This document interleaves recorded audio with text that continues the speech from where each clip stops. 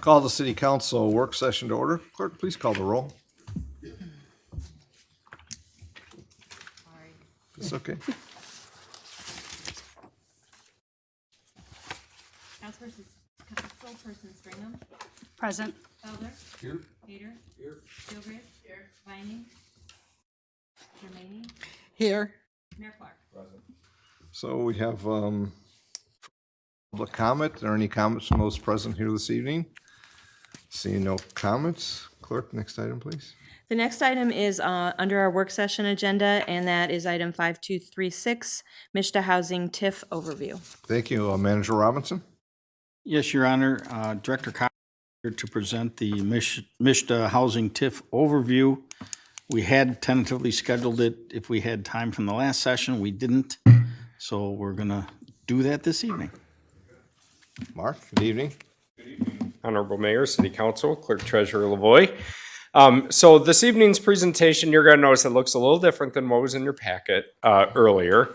What was in your packet was a presentation that we gave to the Brownfield Redevelopment Authority a couple weeks ago about a new tool that has been added to the city's toolbox to help with housing development. So, but we're going to take a little bit of a step back because I know there are some members on council who were not here the last time we approved what's called a brownfield plan. So the first few minutes of the presentation is going to be a little bit of a brownfield 101. What is it? How is it used? What's your role? What's our role? And kind of go through that. But first, for discussion purposes, when you think of a brownfield, what are the thoughts that come to your mind? And yeah. Contamination. Contamination, yeah. What else? Factory. Mm-hmm. Pretty common. Any other? Mayor's on the Brownfield Authority, so some of this is very familiar to him. Okay, well, let's have a pop quiz. And so on the screen are two properties, and I wonder which of these do you think are considered brownfields or brownfield eligible properties? This is open for discussion. The one on the left or the right? Is that the academy? Yeah, that's the academy on the left. Yep. Yeah, I say the IHM too. IHM. Mm-hmm. Why do you think that's a brownfield? If it's not a factory, and you wouldn't think that a school is contaminated, what makes us think that? And there's no right or wrong answer, by the way, because there's going to be some surprising things in here. Yep, that's partly. Asbestos. Asbestos, yeah, here's a little bit. Yeah. Mm-hmm. Yep. Those are all good answers. The correct answer is both of these are brownfield sites. Right. So the Fifth Third Bank site, before it was Fifth Third Bank, the use that was prior there, I believe it was a gas station or refueling station, considered it to be a brownfield site. And so then they rebuilt over it, and all those activities were considered brownfield eligible. The academy, of course, is considered a brownfield because A, there's asbestos and lead paint and hazardous materials in it. It's also what's called obsolete. So obsolete is a term defined in the Brownfield Act where the assessor's office basically says it can no longer be used for the purpose that it was used for, or it's blighted, or it's been vacant for so long. So Councilman Hayter, you're right, because of its age, because it was built for something that really it can't be used for anymore, wouldn't be used for, it's considered a brownfield. What about these two? So on the left, for familiarization purposes, that's Towns on Front Street. And on the right is the former Lazy Boy headquarters site. I say well. Yep. Yes.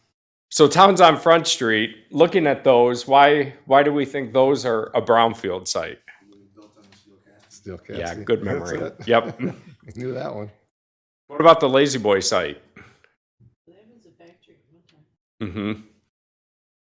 Yep. there were a lot of reasons the Lazy Boy site was. When the city approved that brownfield plan, there was an underground storage tank where there used to be fuel underground. There was the old factory, and then the plant in the back that was full of asbestos and lead.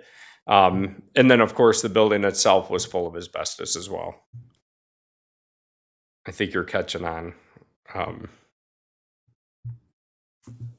What about this one?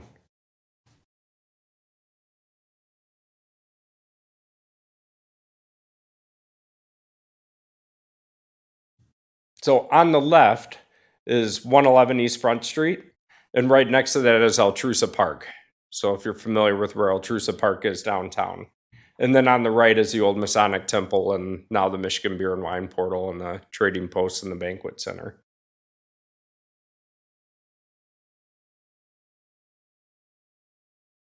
This is kind of a tricky one. I don't think either one. I'm not that tricky.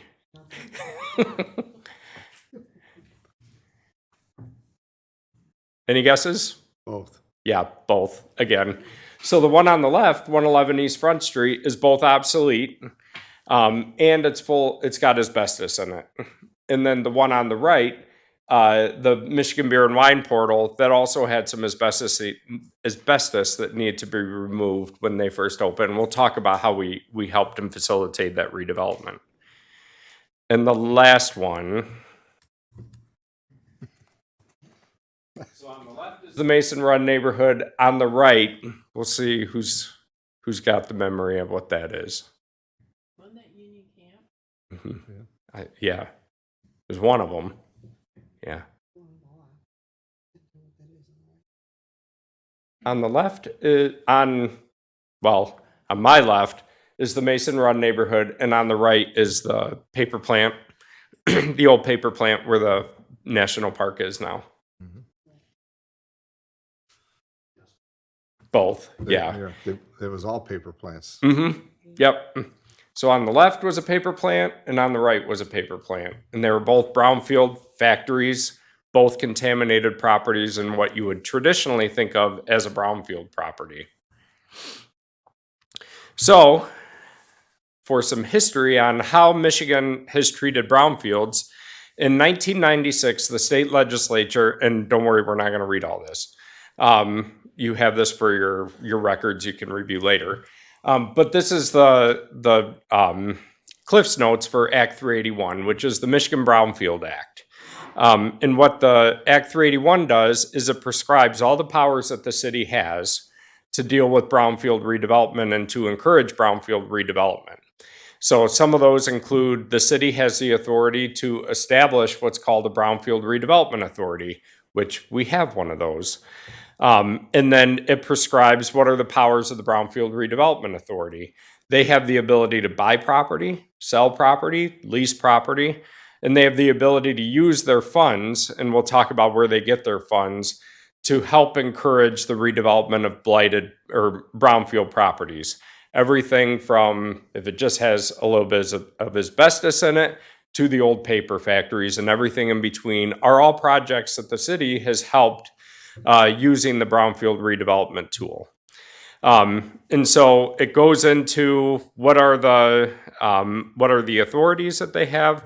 But the last one is the one that we're really going to dive deep in tonight, and that's last year in 2023, the state adopted a new act that allows us to use housing TIF or housing funds to encourage the rehabilitation for affordable housing in the city, or attainable housing. So that was new, and we're going to dive a little bit into that tonight. So again, I know this is a lot of text on a couple of these slides, but Act 381 says activities that are related to brownfields include what's called department-specific activities, and that includes a bunch of acronyms. BEA is one, a due care plan, UST removal, which is underground storage tanks, abatement, and assessments. We could use brownfield funds to relocate a public building if we saw a public benefit for economic development purposes. If we wanted to pick up and move City Hall, we would have the ability to do that. The cost for environmental insurance for a developer, the cost to prepare a brownfield plan. So if a developer wants to rehabilitate or redevelop a brownfield plan, there's many costs that you have to pay a consultant to do, including all the assessments, writing your reports, writing some of the documents we'll see in the presentation tonight. And all of those are costs that can be reimbursed to the developer. So while they pay it up front, they get to be repaid back over time. And then all of the tracking. So a brownfield plan is good for a certain period of years where they get reimbursed. And of course, the city has a responsibility. We have to track all their costs and make sure that they're doing everything they're supposed to do. The costs that are associated with that oversight are also included and allowed to be reimbursed. And then your traditional activities, demolition, site preparation, removal of manufactured debris that was manufactured and left on site by a previous owner, and that's important to note. The removal of lead, asbestos, and mold, and then principal and interest for all of those costs is also an eligible activity for a developer. So we also thought, in addition to having this presentation with council tonight, it's also good you can point people to who are interested in doing development or who are buying some of these property who have questions. They can watch tonight's presentation and get some of this information too. So it's a bit of a public information session too. So that's all paragraph I, and that's, remember that because we're going to come back to it, all of those activities.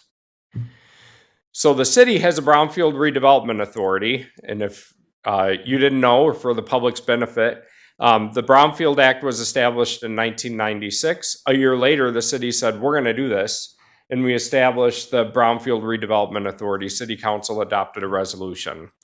So the Brownfield Authority meets on the second Thursday of every month at 8:30 a.m. if you're ever interested in coming to the meetings to see what they do.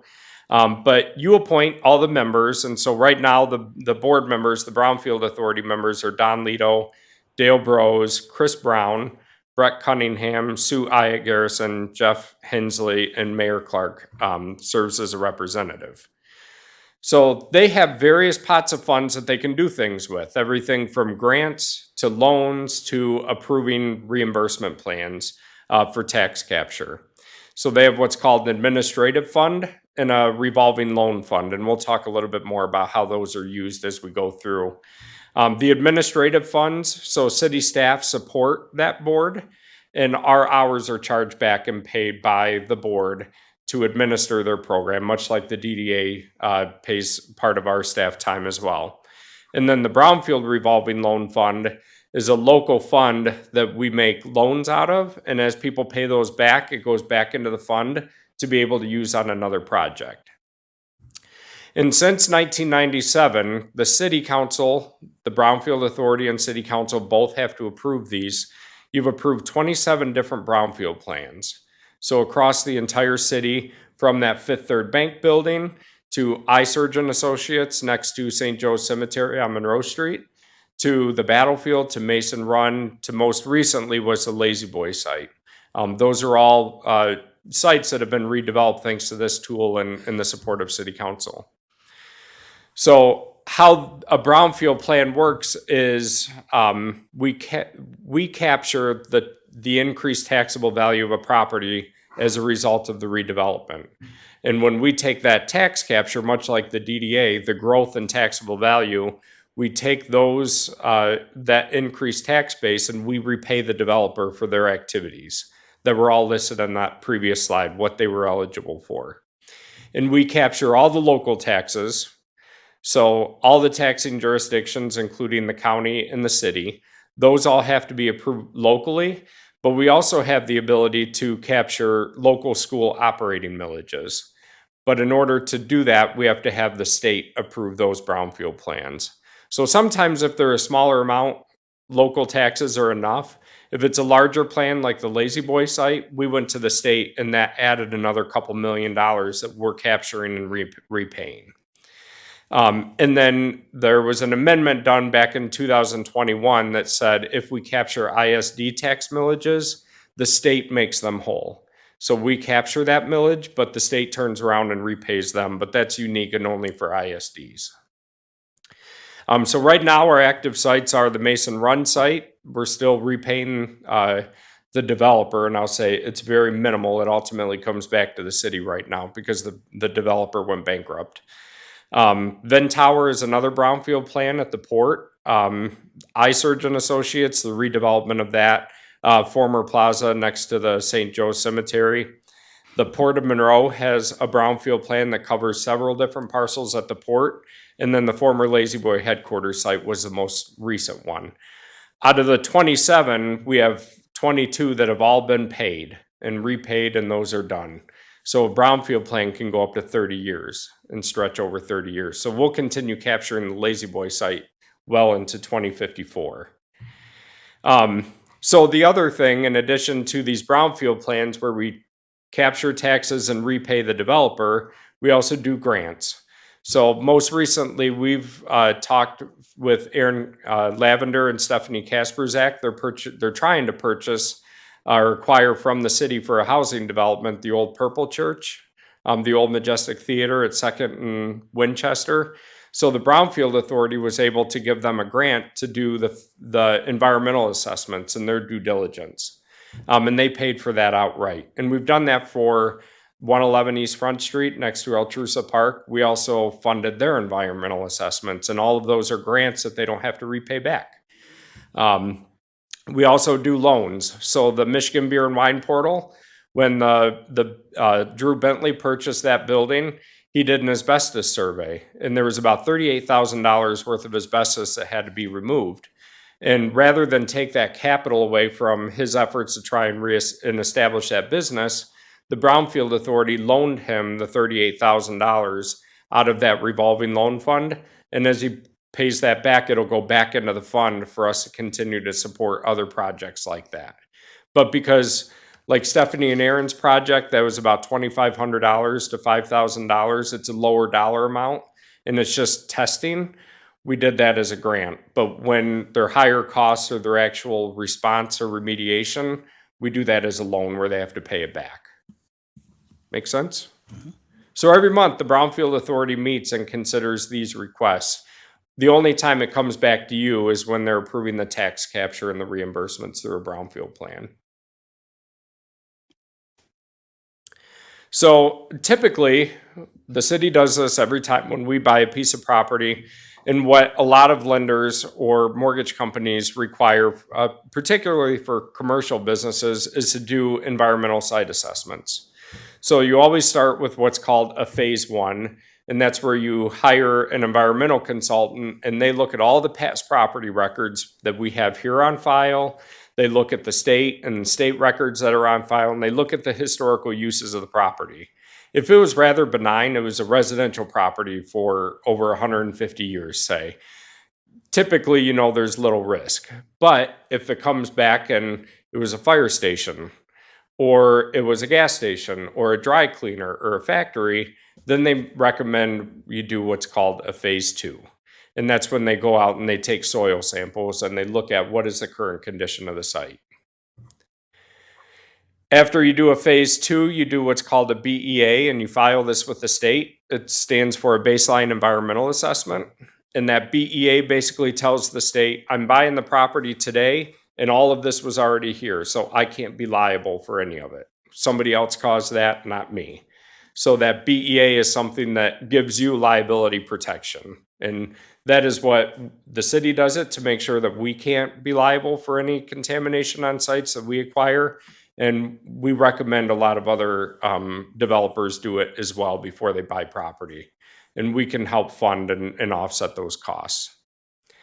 If there's found to be contamination on the property, then you do what's called a due care plan. And that basically tells you what kind of care you need to take of that property to not disturb it or make it worse, as your responsibility as an owner. So that's another plan you'll file with the state. And then a hazardous material survey is the asbestos survey, where they look for things like old paint cans, for fluorescent light bulbs, for asbestos, lead paint, all of that stuff. And then you find out what you need to abate or how you take care of that.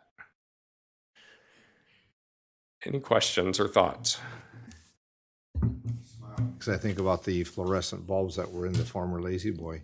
It was so numerous. Mm-hmm. I think 2,500 of them. Yeah. Yeah. So partly it's helpful for developers to know this is out there, both for their protection, but also how we can help them in many of these instances.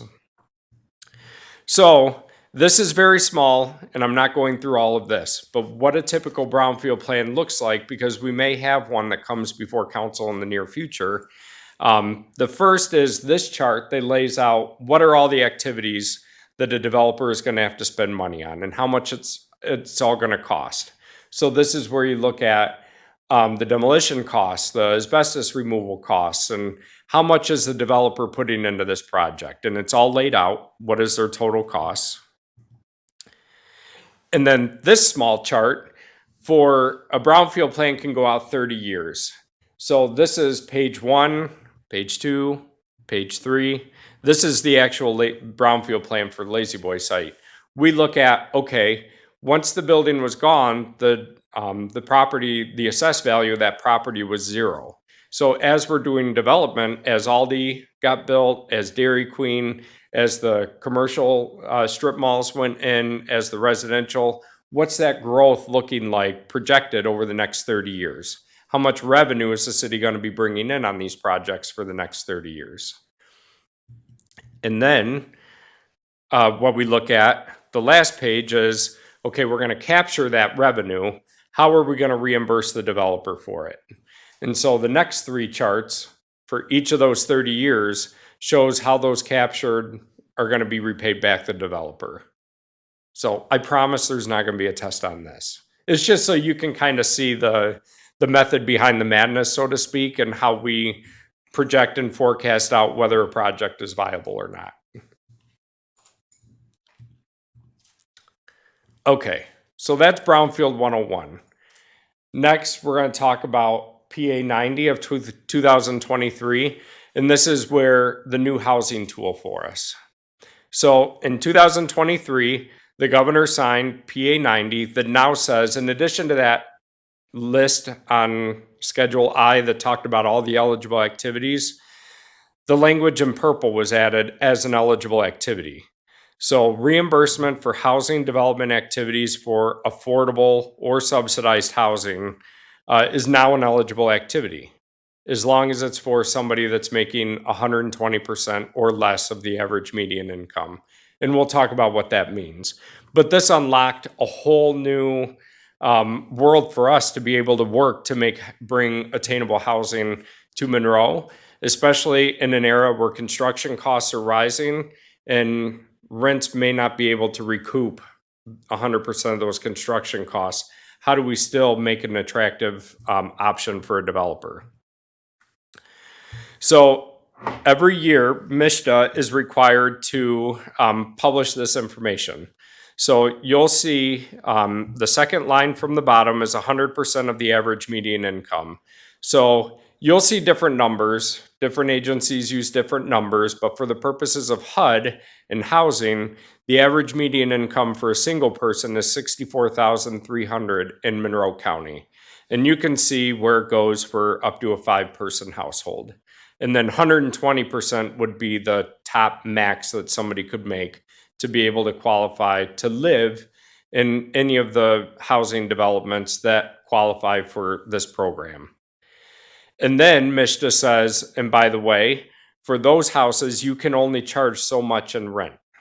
So, and that's 120%. So for a studio bedroom, the highest that anybody could pay in rent in a project that's supported by this tool would be $1,900, $1,929. For 1 bedroom, it's $2,065. And then for a 2-bedroom, it's $2,478, and 3-bedroom, $2,862. So we don't have the ability to change these numbers, but these are what MSHDA puts out and provide guidelines for how we move. You'll see different numbers with different agencies, but this is the one we have to follow for this one. So what is an eligible property? So this is a housing property or a property that's located in the community that has an identified specific housing need and shows absorption data or job growth data included in the brownfield plan. Eligible activities include everything below. So all of that stuff that was on that first slide we showed, and then very general housing development activities. That can mean a lot. And we'll talk about that too. Infrastructure improvements that are necessary to support housing development activities. And then site preparation work that is not a response activity, meaning it's not an environmental cleanup, and supports housing development activities. So the state, in their infinite wisdom, left this very broad and open to interpretation, which is very helpful for us and good for communities like ours. So an eligible housing property is any property where one or more unit of residential housing is proposed to be constructed or rehabilitated. So this includes new construction and rehabilitation. And one or more units in a housing or a residential housing in a mixed use development. So think about downtown where we have commercial on the first floor. As long as there's residential on the upper floors, all the costs associated with developing that residential upstairs is an eligible cost to be repaid back to a developer. And we'll talk about some of the challenges we know of that now this becomes a tool to help bring down those costs in a downtown area like ours. Or the Academy is also another example project. Questions? Thoughts? I know this is one where I'm talking a lot. Okay. So in addition, all of the eligible housing activities includes reimbursement for qualified rehabilitation, which is reimbursement of costs to build a residential unit for those that are qualified to live there by their income. Costs of demolition and renovation of existing buildings, site preparation to the extent necessary to accommodate a purchaser or a renter. So these are not only developing rental housing, it's also owner occupied or for sale units. Another interesting piece, if I'm a developer and I buy a building downtown and there's a tenant in there and I need to renovate their house or their residential unit, now the cost for me to relocate them for a period of year and their cost for that relocation is now also eligible. And then acquisition costs. So if I'm buying the building downtown, the cost that I paid to buy that building or the obsolete property is a cost that's eligible to be repaid back to me. And then reimbursement of a financing gap. And we're going to do a little bit of math tonight, and you're probably going to go cross-eyed. But if there's a gap that's needed from the amount that I can charge in rent to what the construction costs are, that gap can be repaid back to me and make me whole. And then finally, infrastructure available for public use and safety improvements. So safety improvements is huge for a community like ours. When we've had a lot of discussion with the city and the DDA about fire suppression on the upper floors and how it's expensive to bring that fire suppression into the upper floors, that cost for that installation can now be repaid back because it's a safety improvement. If there's ADA accommodations that need to be made to rehab the unit, that can be repaid. So all kinds of costs are now eligible to be repaid back to a developer. And then infrastructure, of course, there's a definition for what infrastructure is. And this is any fundamental physical development activities that are necessary for the housing unit. That includes water or sewer connections, sidewalks, driveways, development driveways or temporary driveways for construction, parking areas or parking structures, and then green build features like EV charging stations, solar, and renewable energy and sustainability installations at the unit are also now eligible. And the difference here in the original Brownfield Act, the infrastructure had to be public infrastructure. So think about the Lazy Boy site. We extended Huber and Holiday. That's dedicated public infrastructure that's owned by the city. This infrastructure can be privately owned. So thinking about the Academy development, if this is a tool that's used there, the new driveways, the connection of water and sewer off of Elm if it's needed, all of that is now eligible and it doesn't have to be dedicated public infrastructure that we would have to own and maintain in the future. So can you see how this would be benefit as you're thinking about properties across the city or underutilized or vacant properties, how this can be a tool we deploy? No answer. Well, I think of a building that we're involved in, and it's for a while now, the DDA has with Monroe Optical. And there was another component of that where another source of funding was obtained. I think it was DCC for some, I'll say, mitigation of the left behind. Demolition and, yeah, disposal. And so this also ties the conversation that DDA is having regarding the fire suppression and up second, third floors and the safety for that. And now that this has been more, I'll say, moving forward, is the opportunity for somebody that takes over the building, because we want to see residential up on the second and third floor, third for sure. So. And some of you may be familiar, but particularly with downtown buildings, when you have the second and third floor that we're trying to convert to residential, anybody know what the magic number is that most people typically shoot for the number of upper floor total? It's 3. And the reason for that, if you have more than 3 units, you have to put in an elevator. That's a building code. That's a safety code. So now thinking, if we have buildings downtown that are larger and could possibly accommodate maybe 4 apartments rather than 3, but the main determining factor is the cost of an elevator, that building, that's now a safety improvement. So that elevator is now a cost that can be repaid back to the developer. Okay. We're going to do a little bit of math. So these are all example numbers, and this is part of what your responsibility is going to be as a city council and the Brownfield Authority when you certify or approve a brownfield plan on whether it's a feasible project and whether it's a project that should go forward. So one of the controls that we now have to do is looking at the potential loss on a project. So MSHDA every year has to publish in each county in Michigan what is the potential rent loss that can be absorbed by a developer, and then you multiply that out and carry out this formula. So we look at the potential rent loss every month, and you multiply that by 12 months in a year, and you multiply that number by the number of units in the building, and then you multiply that by the number of years a brownfield plan is. Remember, it can go up to 30.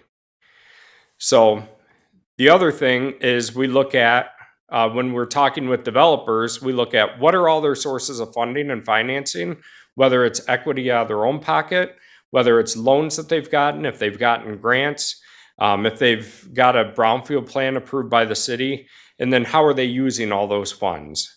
And you'll see in the left chart here, in this example, there's $14 million in funds that the developer has gotten, and they have $14 million in costs that are laid out, whether that's the purchase of land, the land preparation, hard costs, the construction costs, soft costs, and financing costs. And then on the right, we have to look at what is the annual budget for these properties. That's everything from what are they getting in rent every month and every year to what is the non-rental income. So other fees associated with a residential development that may be above and beyond rent. And then a vacancy loss. So every property owner always factors in this unit may be vacant for a month while I'm trying to find a new tenant or something like that. And then all the costs related to the management and the maintenance of the property. That includes things like utilities, water, sewer, snow removal, garbage collection, things of that sort. And we look at their entire budget and make sure that it's sound and reasonable. In this case, if it's a $14 million project and they're telling us that their annual costs are $500,000, they're likely not figuring out their numbers correctly. So in Monroe County, the amount of control rents, and this is different than that first chart that showed, but this is the maximum that you would take for a studio apartment all the way up to a 4-bedroom. So what MSHDA is saying is you have the ability to charge in monthly rent up to this amount in every category in Monroe County, not just the city. So we take that amount, and then the developer tells us, okay, I'm building 12 studio apartments. I'm building and charging $1,800 a month. I'm building 18 one-bedroom apartments and charging $2,200, and 10 two-bedroom apartments at $2,800 a month. And you'll notice that's a lot lower than what these control rents are. And then they're going to have a brownfield plan or a TIF plan that's 25 years, and the growth and value is estimated to be $4 million every year. And their total eligible costs from site preparation, demolition, and things like that is $1 million. What we do from there is we take that control rent that MSHDA puts out and we subtract the rent that they're going to be charging to get their loss. So for a studio apartment, if the control rent is $2,168 and they're only charging $1,800, they're taking a loss of $368 every month for 25 years. So how do we help? Anybody who looks at that would say, I'm not doing this. I'm not making any money. I'm losing money on this project. Same for a one-bedroom and a two-bedroom apartment. Sorry, that last one should be $360, not $3,600. So then remember, we take that loss for a studio of $368 times 12 months times 12 studio units times 25 years, and their total loss that they're going to experience on this project just in the studio apartments is about $1.3 million. And then you can go on one bedroom and two bedroom and so on and so forth. So the amount that they're short that they're going to need in a subsidy in order to make this a profitable project is about $3,528,000. So remember, if they're getting $4 million in TIF and $1 million of that is eligible activities to be repaid back, that only leaves $3 million available in that TIF. So we've now come up with, okay, you need 3.5 million in a subsidy, but we can only give you 3 million. What they can turn around and do with that $528,000 loss would be to put it in another category, like infrastructure or site prep and eligible activities to be repaid. This is very much in the weeds, but this is the real life conversations that we have in our office every day where we're trying to sell projects, or like the Monroe Optical, to say 3 units upstairs, here's what you can charge. They come back to me and say, well, we have to put this much into it. We can't make those numbers work. And that's a conversation we're having right now. So we're going back to them and saying, what's the subsidy you need? What can we do in a brownfield plan to get you repaid those costs back over a 25 or 30 year period? Okay. You're not all glossed over yet. Okay. So then the city and the Brownfield Authority is required to provide evidence to MSHDA that a review has occurred and they are, in essence, what we say, experienced and capitalized. That they know what they're doing, that they've put a functional plan together that makes sense, that's realistic, and then we have to look at their finance statements. And then we have to see, is there a letter from their lending institute that says we're giving them this much money to verify that they've got their stuff in order. And then finally, all of this is done behind the scenes before a work plan is going to get to you. With every work plan, the Brownfield Authority reviews it first and approves it, and then it comes to you. So after you review and ask me all kinds of questions and put me through the stress test like we've already done the developer, then we send it up to the state of Michigan. And the state of Michigan then issues the final approval. And a unique step with housing TIF is it was always the Eagle that approved a brownfield plan before, the Environmental Great Lakes and Energy Agency. But now MSHDA does everything, even if there's environmental costs included in it.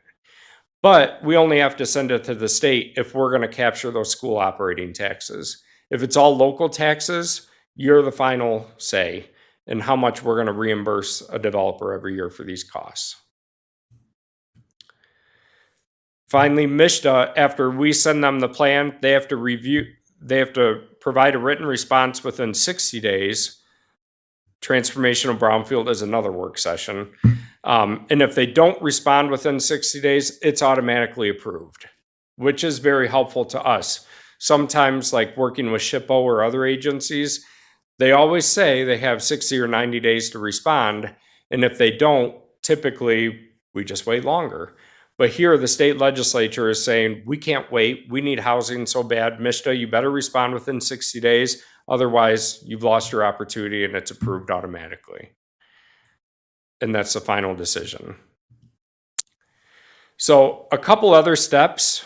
For us, for the city council to consider one of these plans, we have to show a couple different things. And we have to demonstrate the MISTA a couple different things. So does the project align with local and statewide housing needs? Is there a local housing needs assessment within the past 3 years that shows there's a housing need that is being met by this project? You'll remember we have a residential housing strategy. We did that in 2024.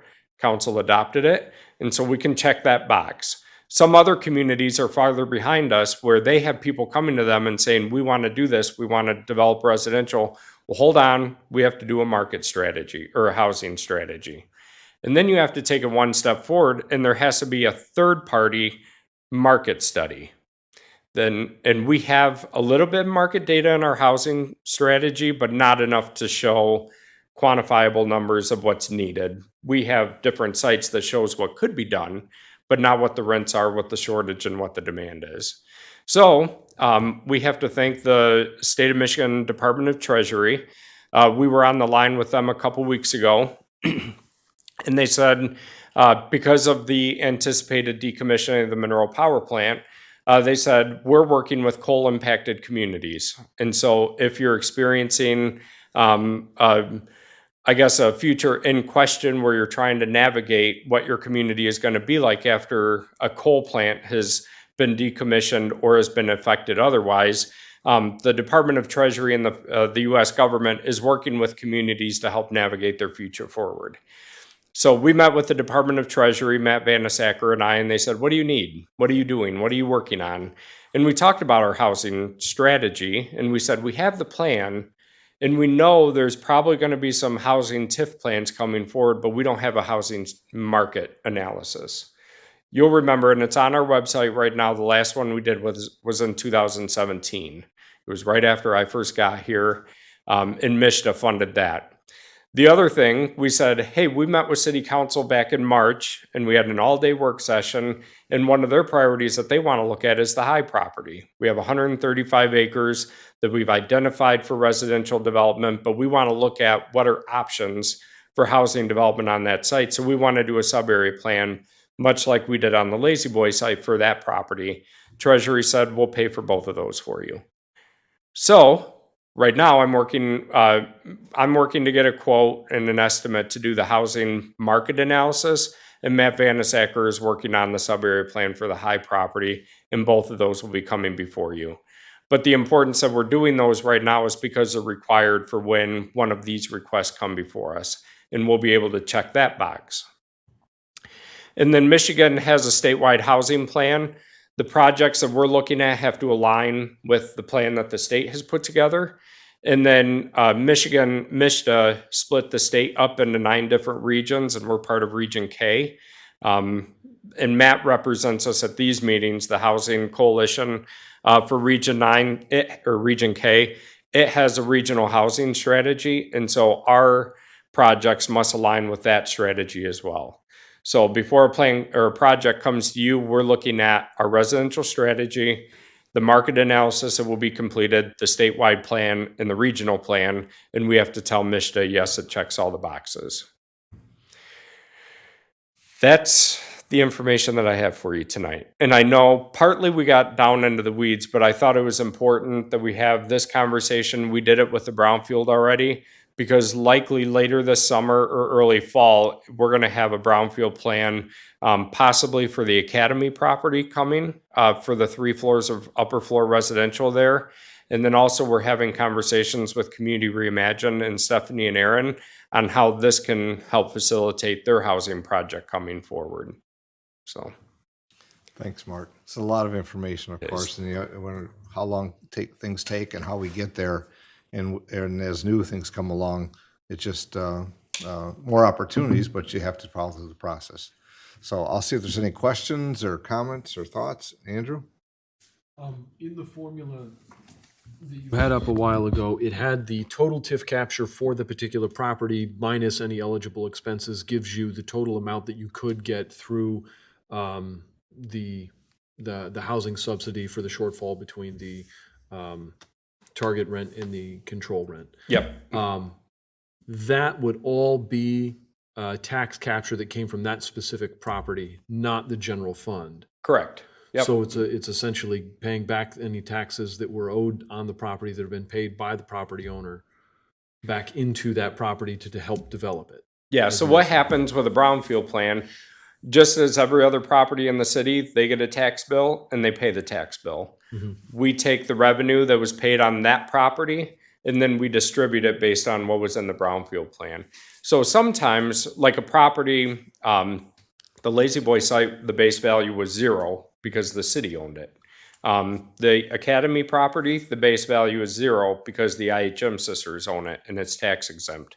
But other properties like that Fifth Third Bank property or the Venn Tower property, those were, or not Venn Tower, but they were owned by somebody else. And so they already had a tax value to it.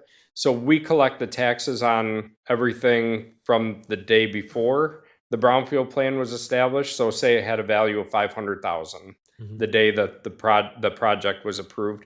We'll still capture and keep all those taxes, but on the growth, all of that will get repaid back to the developer for the period of years it's going to take to pay them back. And so while we're foregoing that revenue at the city, we're getting the benefit of increased property values surrounding it. These blighted, vacant, obsolete properties or brownfield or properties that have sat contaminated in some circumstances are going back into productive use for the benefit of the community. Okay, so there's two things that I noticed part of that. First of all, the housing subsidy can never exceed the TIF, which is a function of taxes that are paid on that particular property anyway. So it's always going to be, you're always going to be in a cash positive position, which good, wonderful. And second of all, it's always going to be a benefit either for the developer to purchase it from a nonprofit organization or the city itself, because that's going to maximize the differential between the pre and post tax. It very much could, or the value is so low already. Like it could be a vacant piece of property and it's assessed at $5,000, where any growth is going to be enough to repay the developer for those costs. But the risk does run for a developer that, hey, if I buy a piece of property and I have $2 million in eligible costs, but I don't develop the property enough or the value doesn't go up high enough to repay me within that period of an approved brownfield plan, there may be some that doesn't get repaid back. So it's in their best interest to increase and maximize the value of that property as much as they can, because they'll get repaid, and sometimes they get repaid back sooner than that 25 years. Are all the tax increment financing recaptures site specific? None of them are districts, for example, like the DDA. Right. Okay. So the only one that's different, so in a brownfield plan, it will list all the properties. So like Lazy Boy has 8 different parcels. So all 8 of those parcels are contributing and being reimbursed. The port, that has many different properties too. But things like the Fifth Third Bank, that was only one parcel. So it's not considered a district, but it's a brownfield site. I'm going to stop hogging all the time. I'm sorry. I love this. Keep asking. Is there a minimum or a maximum amount of development that you would have to do? Like if it was a brownfield property, but the developer was only putting 2 houses there or 1 unit, is there a minimum? You know, I think that really comes back to the Brownfield Authority and Council in terms of, does it meet the goals of the city? And so if an idea is in our residential housing strategy and the regional and statewide plan, it's calling for density. But if they're only doing one unit on that site and it could hold a lot more, that could be one where we say, no, sorry, you're not achieving the objectives that we're looking for. If it's an infill development site and it's a single infill neighborhood property and they're putting a single family home on there, that could still meet the objectives that we're looking for because it's reactivating a vacant site. But I would say like the Academy, if he was proposing to put 10 apartments in there and they're grand luxury condos, it wouldn't meet the eligibility. And some of it depends on the eligible activities. So the minimum amount, there's no minimum or maximum amount that you can spend. It has to be reasonable. So we can't be building Taj Mahals for residential and then repaying the developer. And Mishta is putting in some quality metrics now because they've had with some of these projects where developers are getting millions and they're building substandard residential units where they're cheap, they're not quality. So Mishta, because this is newer, it's kind of, they're figuring out as they go too. They're putting in quality standards that a development has to meet as well. But if a project only has, say, $5,000 in asbestos removal, it wouldn't be worth hiring a consultant and going through all of this work. But if that's a need to get that project across the finish line, that's where the Brownfield Authority could say, we're going to give you a grant for $5,000 or a short-term loan or something like that. Yeah. Yep. Other questions or thoughts? Andrew? Mishta is the one that sets area median income. Yes. Yep. And they have different ones. If you go to their website, they have income and maximum rents for the different types of subsidized housing, from missing middle to LIHTC to other. And so each chart is different and each program is different. So it's area median income within that given range. In this case, this is missing middle area median income, which would be different than a low income housing. Okay. Yeah. It's Because confusing. I looked at the numbers that they gave and I'm like, well, I read the census reports and those are very different numbers than Yeah. what the census was giving out. Well, you'll see from census or even from HUD when we're looking at CDBG eligibility and through our CDBG program, the median income that they look at is different. It's about 72,000. So. Okay. Are there sites that you think this could be? So to your question, Councilwoman, thinking about are there minimum or maximum? What are some sites that you're thinking about across the city or in your precinct that this could be a great tool for? Kelly? Mexican stamping plant. Mm-hmm. Yep. Yep. Ride by there every day, like there should be houses there. Mm-hmm. Other projects or other sites? Mako. Oh, Right. yeah. A struggle that we've had with Mako in trying to attract residential development is most people look at the LIHTC project or other MISTA regulations, and there's a noise threshold. And because the railroad tracks run right next to it, that site can never be eligible for those programs. This is different, and you don't have to meet those requirements. So it's very much a site, in addition to being an old factory with a smokestack. For housing redevelopment, this could be a project that, or a tool that moves that across the finish line. And we recently talked to the owner because the city has an option to purchase that for $1. And we recently talked to the owner and said, hey, we have this, we can market this as an incentive that's available for somebody to take a look at this site. Kelly, go ahead. So do you mean that site could be good for development? It just wouldn't be able to receive funding through MISTA? Typical traditional funding through MISTA, yes, Traditional but funding. with this program, we believe it could. Mm-hmm. And oh yeah, because MISTA would have to still decide. They approve it, but they don't look at the regulations that they look at typically for like a LIHTC project. Okay. They're only looking at the profit, income, the potential loss, and meeting the housing targets. Okay. Does MISTA give any wiggle room, like if you put up a sound barrier or some type of wall or? With this program, we wouldn't have to explore that. Okay. The other programs are governed by HUD regulations, federal regulations, and they don't allow those. We tried every trick and putting some buffer space and everything else, and nothing has been able to fly on that. But this is good because this way you can kind of get around that. Yeah, we won't look at those requirements and regulations as part of a housing project using this tool. Think about other sites where it's been a challenge to attract residential developers. Sometimes it's because there's not access to roads. So the High property is one.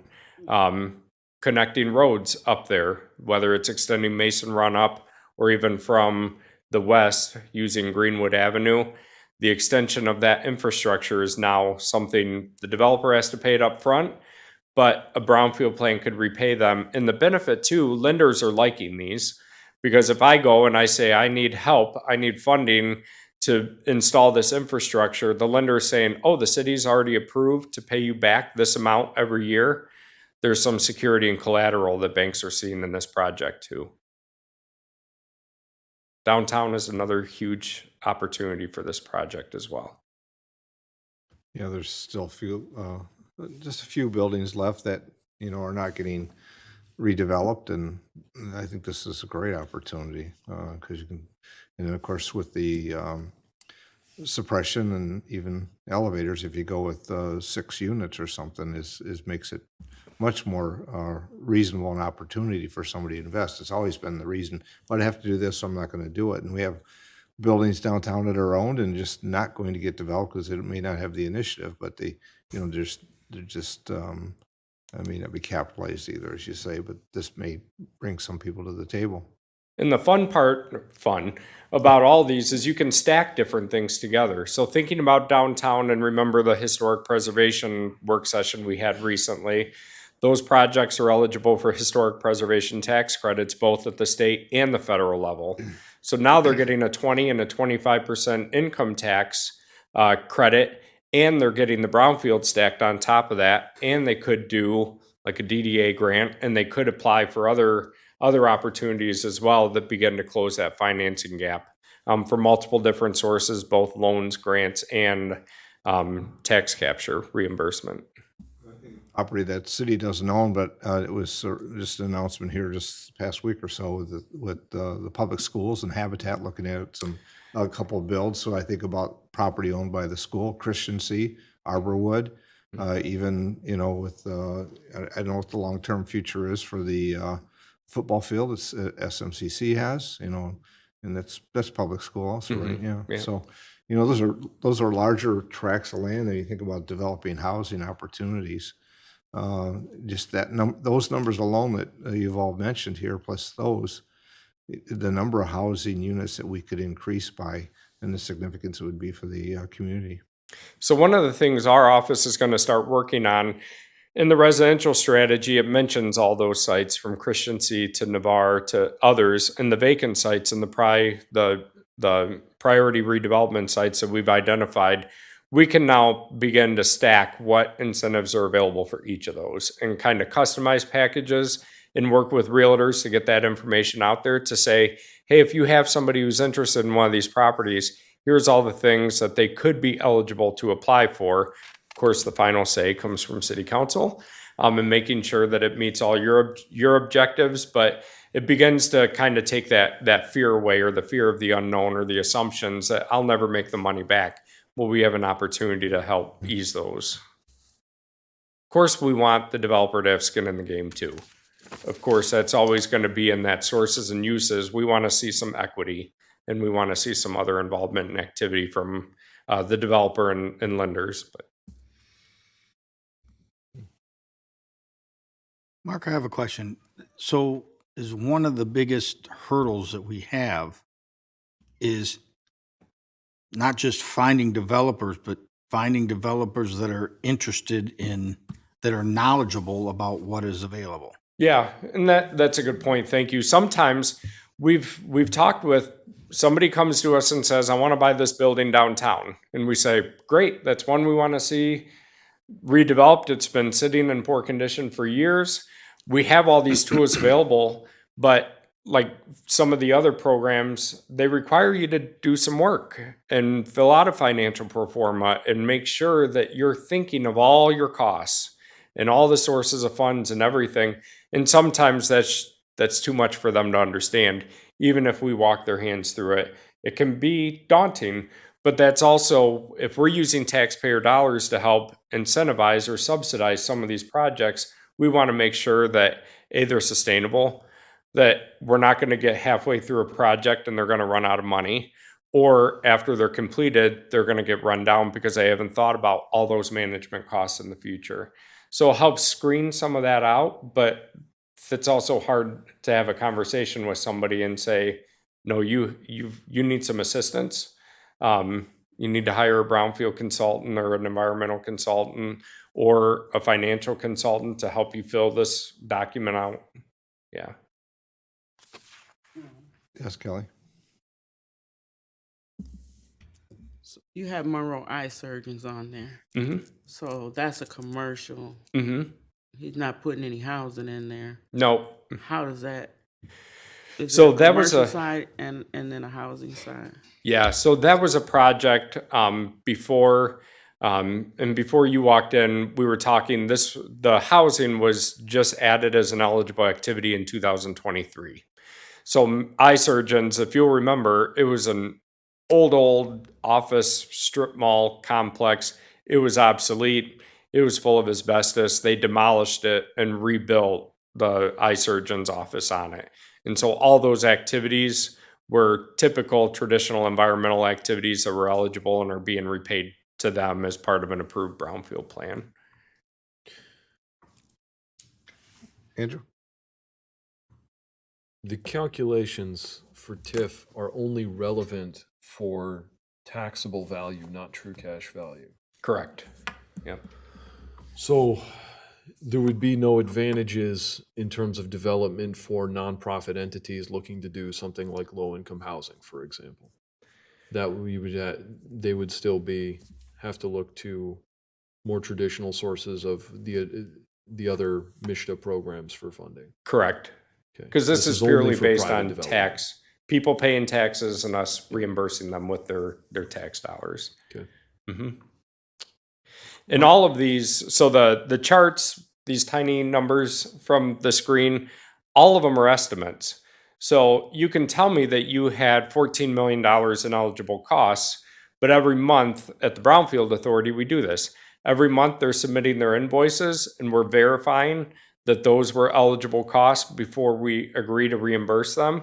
If they have a plan that shows $14 million in eligible costs, but their costs end up only being $11 million and the project's done and over with, we will only reimburse them for $11 million.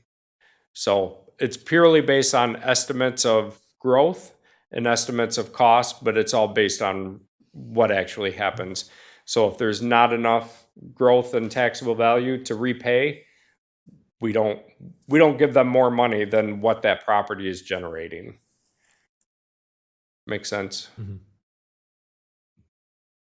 So I think of the High property and then for that, the Laceboy property and that development plan, it was somebody that was experienced and capitalized and had done this many times. And as those parcels got made available, they were in segments. As you said, it was like a site plan and divided up. Because if you give all the property and then they slow or no longer build, then if it's city property now owned and given to somebody, so to speak, and purchased or given, it could not get developed. I mean, Mesa Run ran into challenges for a variety of reasons, and so there's infill being a developer that's looking to do the infill, and then how do we move forward on the High property on from there?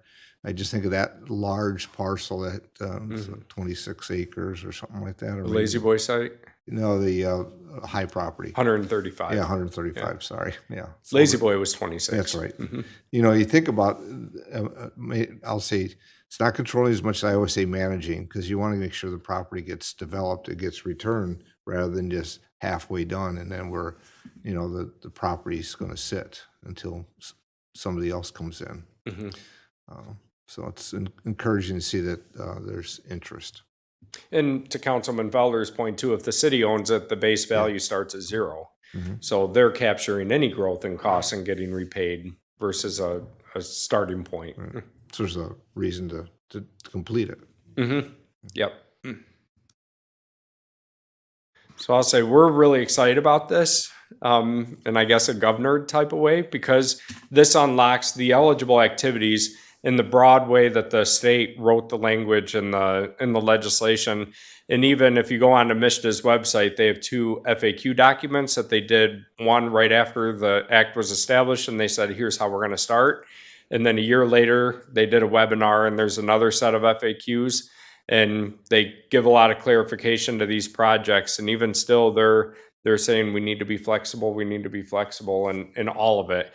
And a lot of it is saying it's going to be determined through the reimbursement agreement with the local unit of government, not through MISHDA. So they're saying these are filling local needs. And I really applaud and appreciate the state and the way that they're going about this and leaving it at the local level to make sure that the needs of Monroe are a lot different than the needs of Detroit and Grand Rapids and other cities across the state.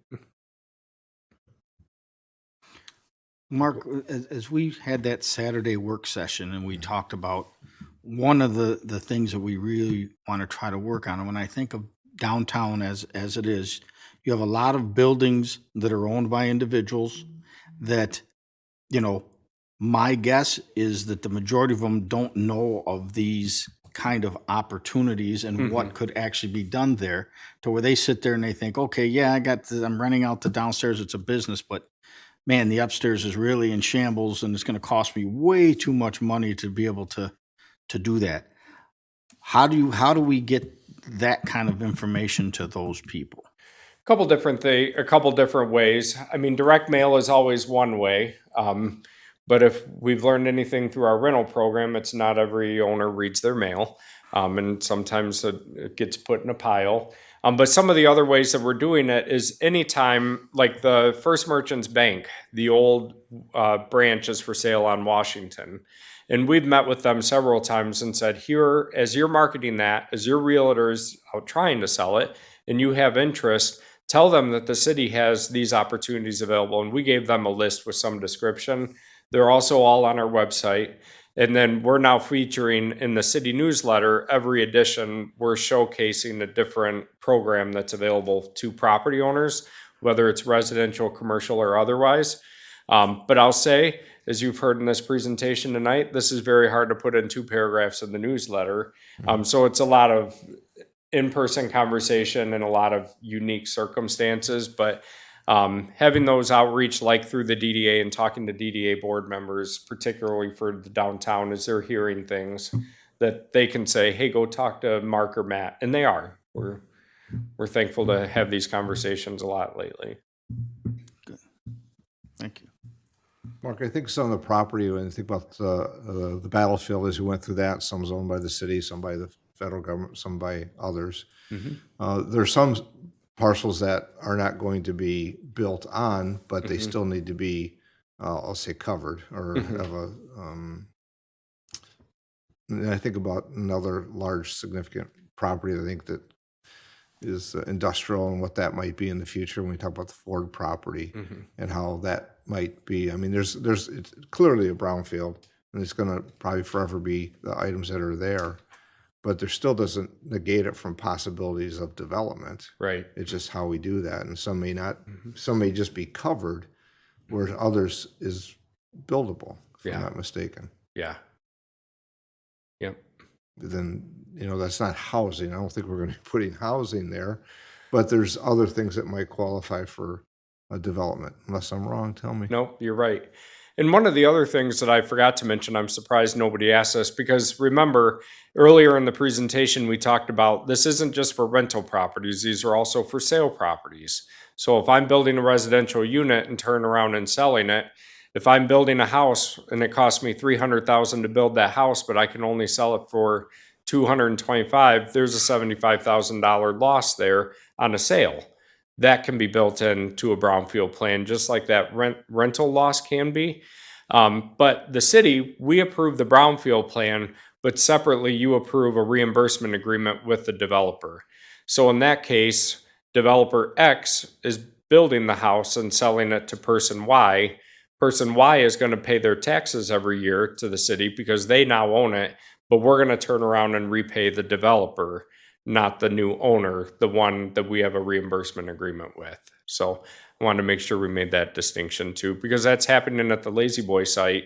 Squire Properties is a developer, but Dairy Queen purchased that site. We're not paying Dairy Queen those taxes because they didn't incur the cost. We're paying Squire Properties for the life of the brownfield plan. Go ahead, Kelly. Is that just for new builds? So what qualifies is either new build or rehabilitation. So if it's an existing house and somebody wants to buy, I mean, and this is the case with, this is what's happening at 111 East Front Street, the property next to Altrusa. We have a demolition order on it, and it sold at the county tax foreclosure auction. We are now working with them to rehabilitate that property with an apartment upstairs using this tool in this program. So thinking about when we have demolition properties or the Construction Board of Appeals upholds a demolition order, and these are tools that our code enforcement officers and everybody else are informing property owners that they're eligible for, rather than demolish that house. And oftentimes I know, like with this program, you have to have the money up front to be able to invest into it. But we can repay you for those costs and rehabilitate that property rather than tear it down, or in the future have it meet that demise. We have about 15 minutes, covered the time, which was great. Any final questions or comments? Andrew? I'm so sorry because I think that you answered this question at the beginning of your presentation. The entity that approves the initial application in terms of fitting all the criteria, is that the Brownfield Development Board? So staff do the intake and we do the complete review and the complete vetting, and then we bring it to the Brownfield Authority with our recommendation, our findings and everything else. And then they review it and they approve it, and then it comes to City Council. Gotcha. And then if it includes the capture of state or school operating taxes, then the state has to approve it. If it doesn't, it's just City Council and then we're done.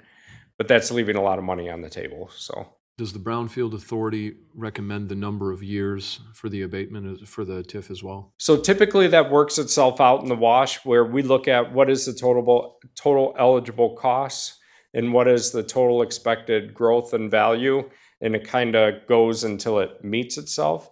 So sometimes those costs can be recouped in 12 years and you would do a 12-year plan. Sometimes, like the Lazy Boy plan, it's 30 years because it's a lot of money and it's going to take some time to get to that full growth. And you'll see too, like on this, I know it's really small. I can give you a copy of this if you'd like. Year one, it shows just started construction. So really you don't see completion until about year 5 when the project is complete, and then you're doing full capture. But you can begin capturing from the moment you approve the plan and shovels get put into the ground. I guess you're looking at that, you look at the bottom, near the bottom, it says total tax increment revenue capture. In year one, it's $1,900. Yeah. But then you start to see where it takes off 5 years, as you said, Mark, 284, and then you go up 11s, 321, 321,000. So your point is well taken. With the brownfield, this is what we think it's going to be. This is then it calculates to the years rather than capture way out is not necessary. At some point there should be a zero balance. Yeah, or not enough years. We don't want that either. Correct. That can happen. Yeah. But you're still deferring a lot of the costs up front, even though they may never recoup all their eligible funding. The other thing is, after that year 30, the city is capturing all those taxes going forward. So it's just a period depending on the magnitude of the project. Okay. Final thought? If not, there's a lot here, a lot to think about, a lot to hear. But obviously, you're welcome to attend a brownfield, especially when we get the agendas or something that's related to a brownfield plan. Council's always welcome to attend and kind of hear that discussion from that process. Chairperson is Don Lido. So, If you'd like to sit down and chat individually with me, I'd be happy to do that too. all right. Thanks, Mark. Thank you. Great information. David, anything further this evening? Other for the work session, sir. Okay. And I think at that point, Well, we have 15 minutes, so I'll close the work session and get prepared for the council meeting. Thank you.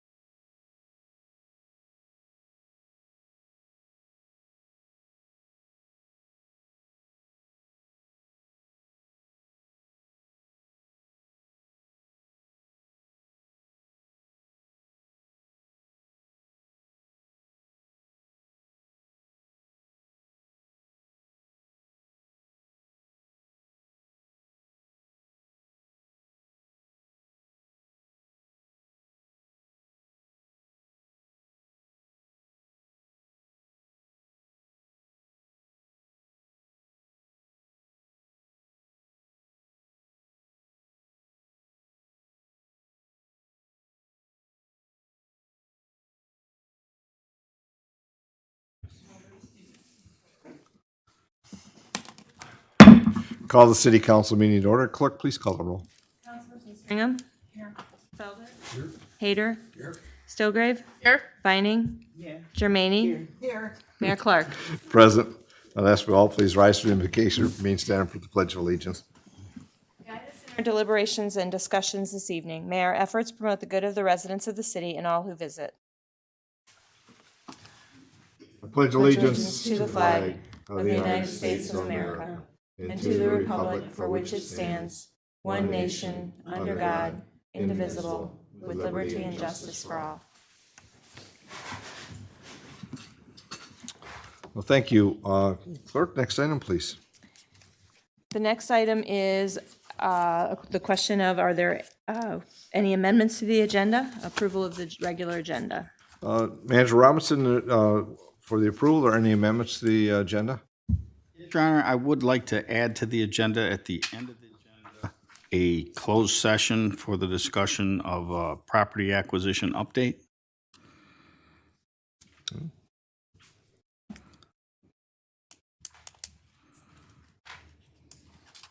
Okay. Any comments or questions from council? If none, I need a motion to approve the agenda with the request from the manager. Read it out. Yes, please.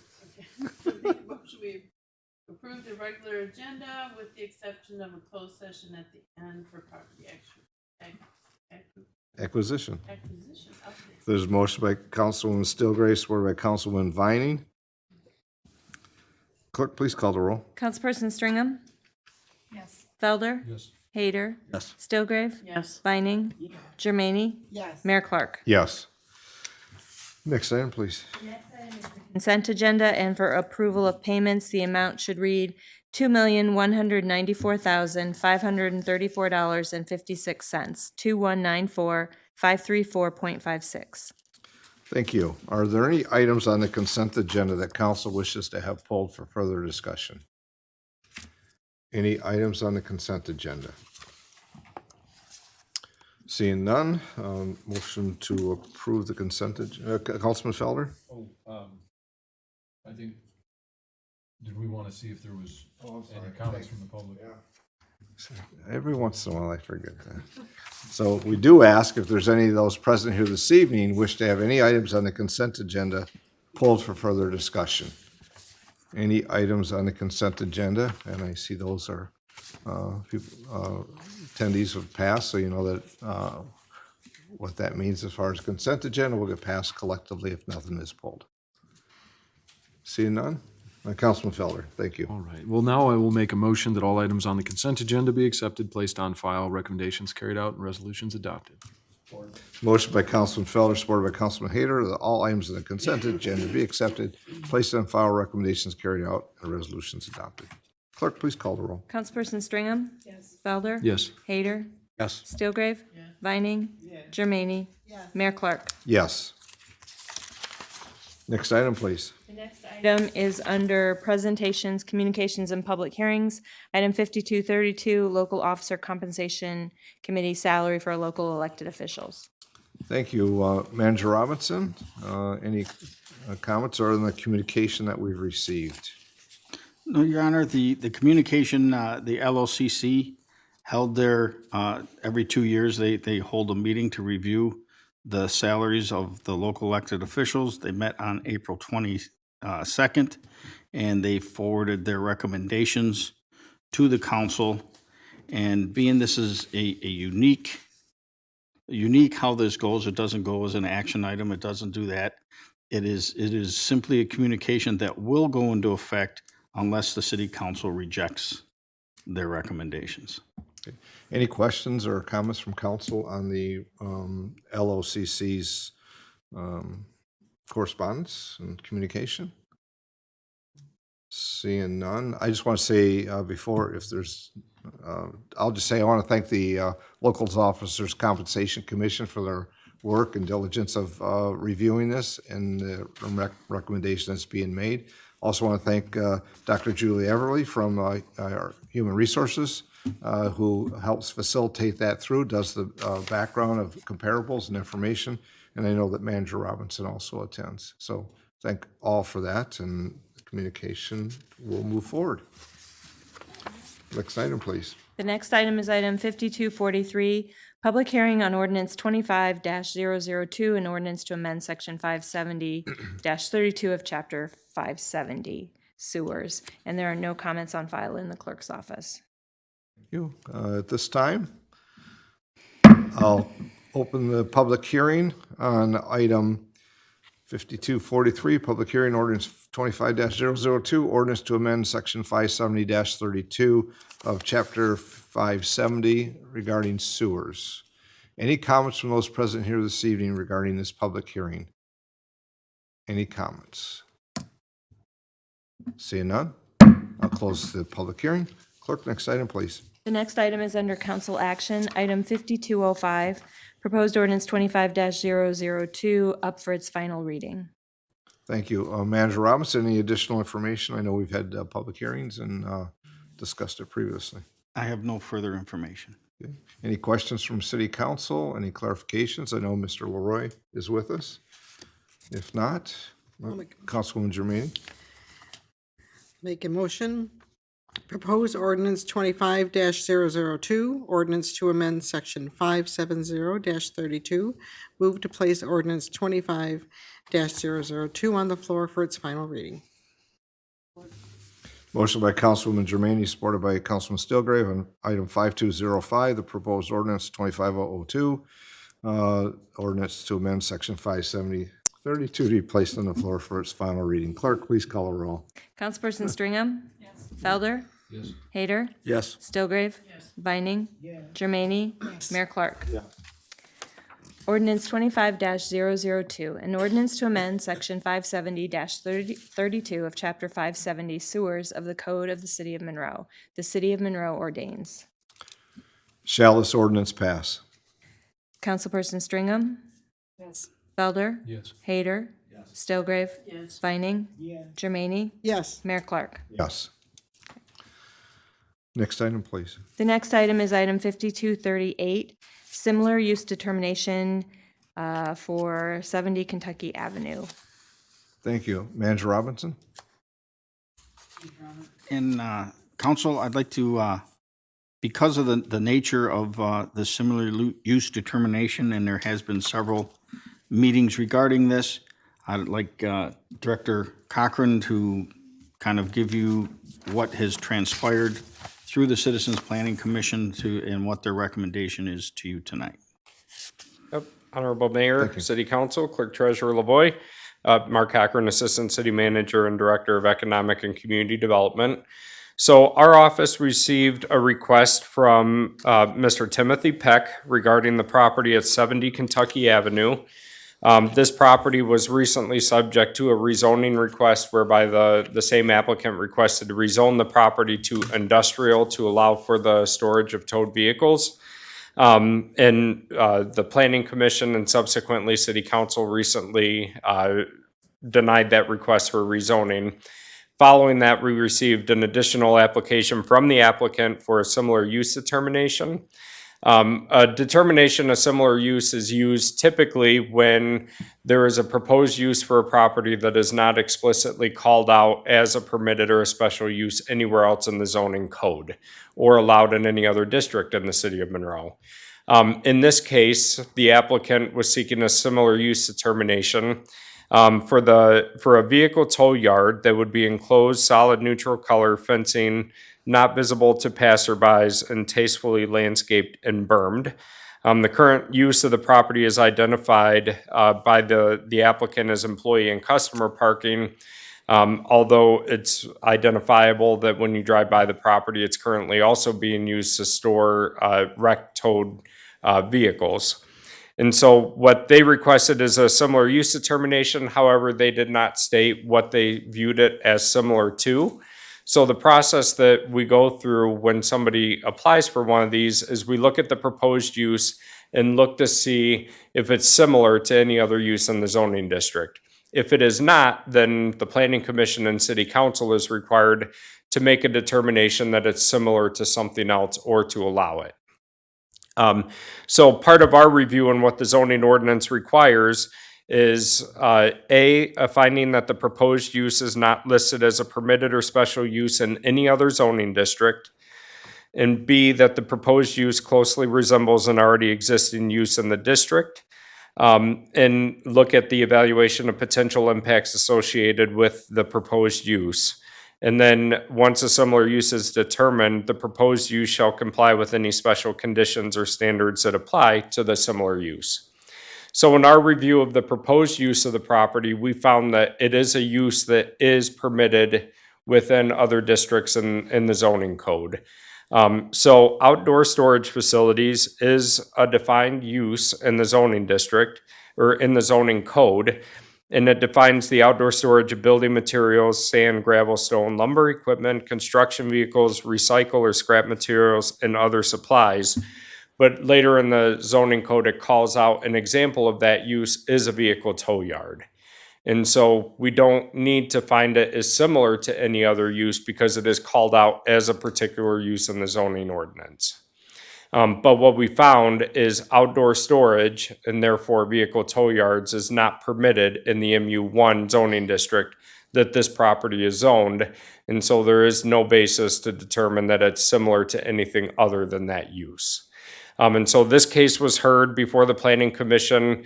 Last week, the Planning Commission made a recommendation to City Council to deny the similar use determination. And so that is before you for action this evening. However, it was also noted in the staff analysis and in both the packet for the Planning Commission and the City Council, we felt it was fair to let both bodies know that the City Attorney's Office and our department has met with the applicant pertaining to the use of the site previously, and we called out that there were other alternatives available that would be satisfactory or could be satisfactory to the Planning Commission. And one of those recommendations was to allow the property to be used for employee parking only and tow truck parking only, but not for the storage of wrecked vehicles. That may free up property on the existing legal non-conforming lot at 1019 Franklin Court to tow the additional stored vehicle or towed vehicles that they've been storing on that property. However, as demonstrated, they haven't chosen to go that path for an application, though that would be a satisfactory resolution to the ongoing case. This has been explained to them multiple times as an option, but that's not been one that they pursued.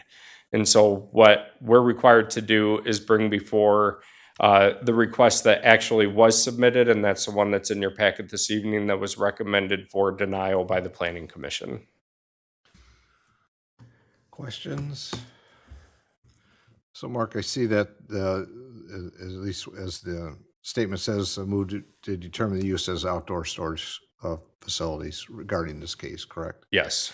I also noticed that on the application for the similar use, in the description, it says the applicant was asking for a vehicle tow yard, which you've explained fits already in the zoning in a different use, but not in the zone property, which is MU1, correct? Okay. Any questions or additional thoughts? Seeing none. Councilwoman Viner, please. Just to get a better understanding, I was at the Citizens Planning Commission. So vehicle tow yards are or are not in the MU1? Vehicle tow yards are considered outdoor storage by definition, and then that is not a permitted or a special use allowed in the MU1 district. In the MU1 district. Correct. But outdoor storage is not allowed in the MU1. Correct. Okay. Yep. The applicant has a tow yard facility and is zone MU1, Correct. but it's a non-conforming use. Yes, 1019 Franklin, which is being used by the applicant for their tow yard, was a permitted use at the time it was established. And although that property has been rezoned to MU1, they are allowed to continue use as long as they don't expand it. The difference with this property at 70 Kentucky is it was zoned MU1 when they purchased it and decided to start using it for outdoor storage of vehicles or towed vehicles, and it was not permitted at that time. So it's considered illegal non-conforming because it was never permitted by zoning right on that property, unlike the tow yard at 1019 Franklin, where it was allowed by zoning when they started operating there, and they can continue to operate. I think that's information that's important to know for questions that come in or for the public to know as well. So thank you. Yes, Councilwoman. Just a statement, Mr. Cochran. So, and I don't have the code in front of me, but the applicant pointed out something in the outdoor storage facilities. I'm just trying to get an understanding here that tow yards fell underneath the outdoor storage facilities, but there were several exclusions. All of those exclusions, damaged cars, Yeah, broken cars, inoperable vehicles, are in effect all a tow yard would have correct. on there. So just, I know we're working on cleaning up the zone, and that's another perfect example. Because when I read it, when I read the application, I thought we were saying, yes, you can have this as long as you put a fence and some buffers. So, when it gets to being up to interpretation, that's where it really gets tricky there. So, Yes, so for clarification, what you're referring to in outdoor storage, the standards that and requirements for outdoor storage is that all vehicles must be licensed and operable, current license, and they have to be operable. Obviously, for a tow yard that is storing wrecked vehicles, many of them cannot be operable. And so there is a deficiency in our zoning ordinance when it comes to the definition of a tow yard. In the appropriate circumstance, if someone were wanting to open a tow yard or operate a tow yard in a district where outdoor storage would be permitted, but they don't meet the standards, then a determination of similar use would be appropriate, because they would say, we meet all the requirements except the cars aren't operable. And so council could then, and the planning commission could then say, it's similar enough, it should be allowed. But because that use is not permitted at all in the ME1 district is where the challenge is presented here. thanks for the clear. Mm-hmm. But it is something that we're gonna clear up. Other questions or comments? If not, this item is before the council for action.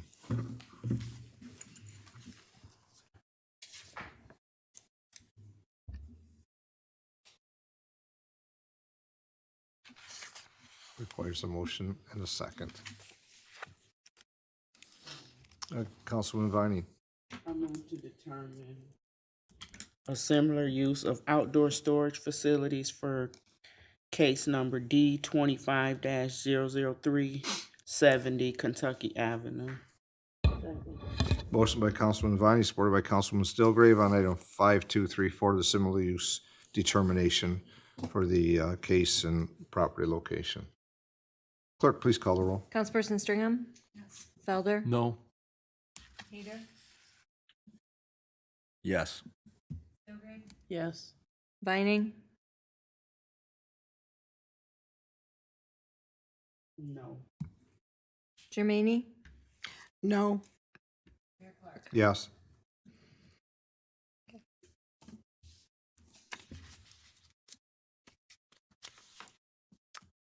I have no other items this evening. Pardon me? Motion carried. Well, it was 4-3, so I'm looking at Mr. Buds, if you need clarification whether it passes or not. I think on this one, it's not a contractual item. It doesn't require supermajority, so majority controls in this, and I would say that the motion passed as presented 4-3. Very good. Next item, please. I have no further items. Okay, that's right, you said that. So, council comments, it's May, Councilwoman Stringham. I would just like to remind the community that we have the free building permits coming up. So people it's spring and we're looking at doing some things around the house maybe. So keep in mind that we can get the free building permit from May 18th to the 31st. And the building department can work with you and getting all those details, but keep that in mind. Councilman Felder? Thank you, Your Honor. Workers' Memorial Day was April 28th. And then Stamp Out Hunger is coming up on May 10th, so thank a letter carrier. Mother's Day is, of course, on the 11th, so thank all of our mothers for all that they do. And then I know that the mayor recently received an award at Law Day. My wife was there with a group of her students who also were presented with awards at that event. So congratulations, Mr. Mayor. Thank you, Councilman. Certainly. That's all I have for this evening. Thank you. Councilman Hayter? This evening, Your Honor. Councilwoman Stelgrave? I have a couple of things. So this week is Nurses Week, Teachers Week, and Small Business Week. So we have a lot to celebrate. It is also Mother's Day, as Councilman Felder said. And I was fortunate enough to be at Law Day and got to see the mayor get the Liberty Bell Award, which is a very prestigious award, and we really appreciate everything you do. So congratulations. That's all I have. Thank you.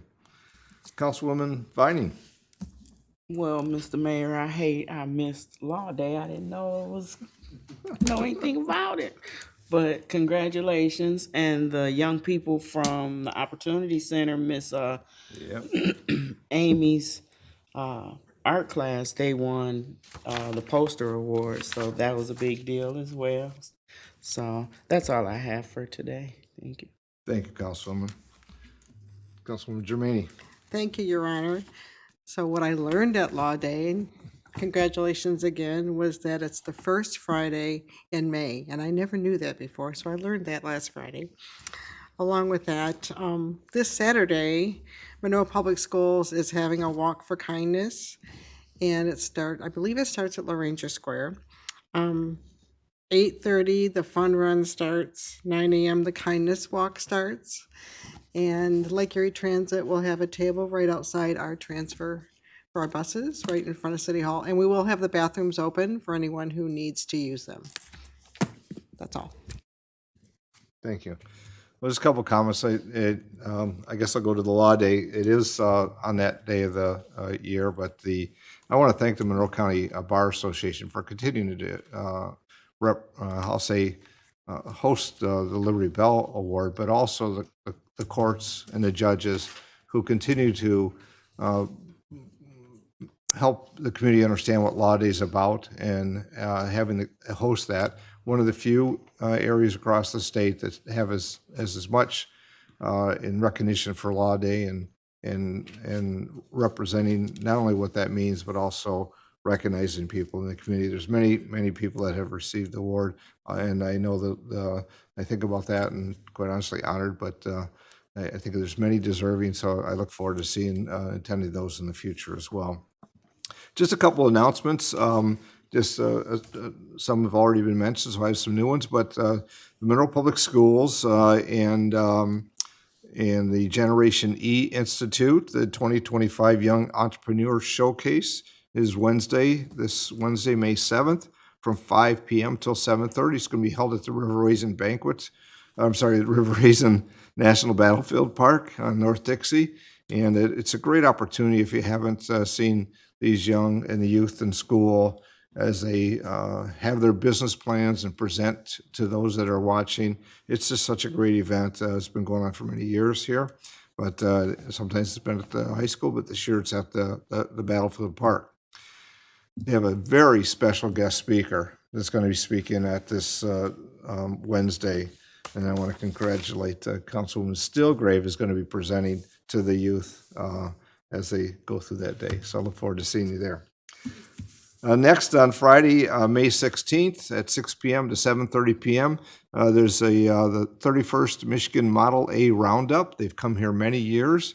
They've been different locations. They also are going to be at the River Raisin National Battlefield Park on North Dixie. And that's on a Friday evening.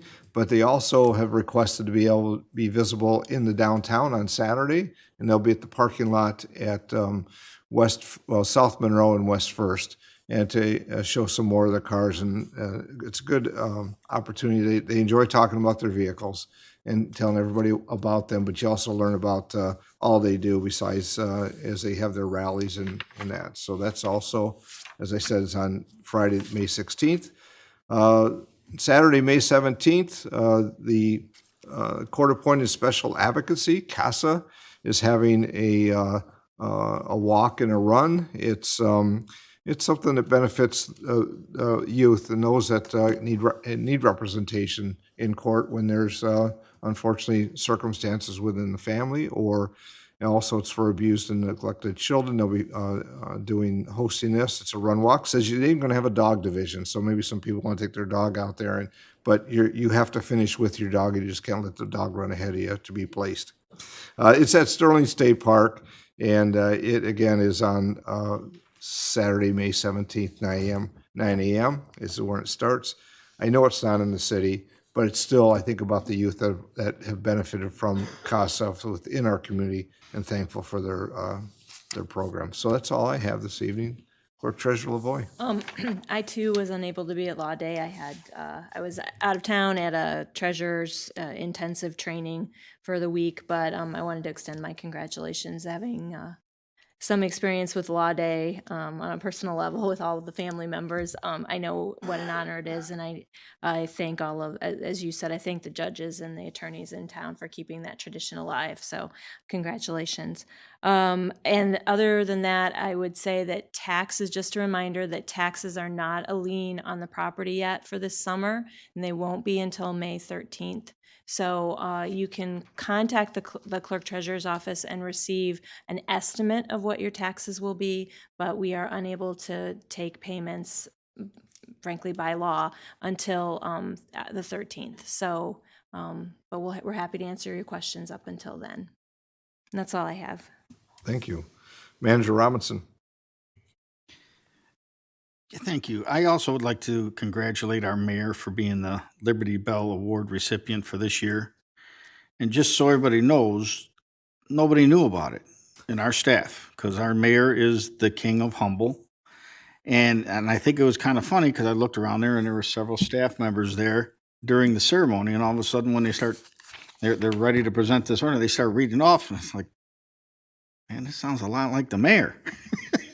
And then sure enough, it ended up being him. And it's just, none of us were aware that he was the actual award winner. And I just think that, when you look at how that room was packed and you look at the list of previous recipients, it can't be understated the respect that the mayor brings to our city from those around us. And I think it's his leadership, his style, and his commitment to this community can't be understated. So I think it was a big honor, not only for the mayor, but also for our city. And I want to congratulate him. And I have nothing further. Thank you. Next, we have citizens' comments. So comments from those present here this evening. Any citizens' comments? Seeing no citizens' comments, thank you for being here. Catherine, thank you for your service on the LOCC. With that, motion to adjourn. Councilman Felder? Instead of a motion to adjourn, I will make a motion to enter a closed executive session for the purposes of property acquisition. Motion by Councilman Felder, supported by Councilwoman Stringham, and I think that's a great idea. Clerk, please call the roll. Councilperson Stringham? Yes. Felder? Yes. Hayter? Yes. Stowgrave? Yes. Vining? Yes. Germaine? Yes. Mayor Clark? Yes.